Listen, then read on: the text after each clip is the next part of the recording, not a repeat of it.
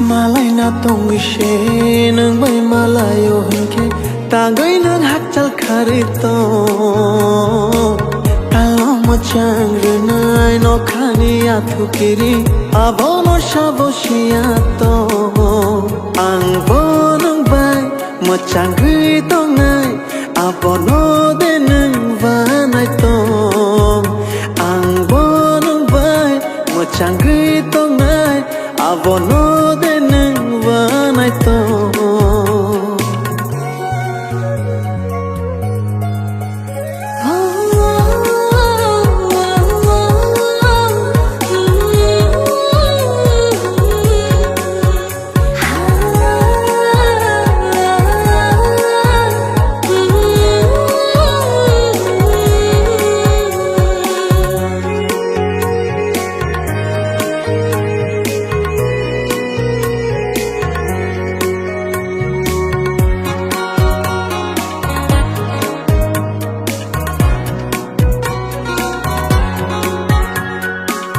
Shiyari love look lai cha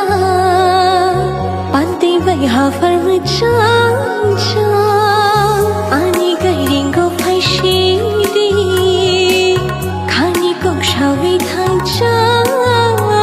Nini garingo ani khapang thangjak khani kok shanani bokulo no shongcha Ang bodeng bai Nuchang gai tang nai Abono deneng wanai to Ang bodeng bai Nuchang gai tang nai Abono deneng wanai to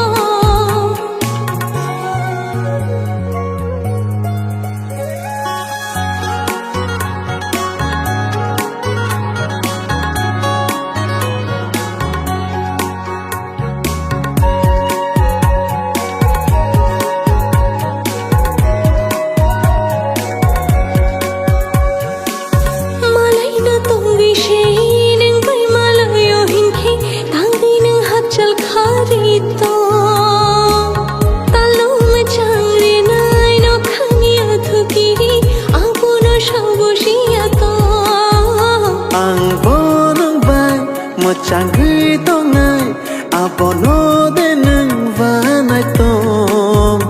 ang bonong bai machang grito ngai abono denang vanai to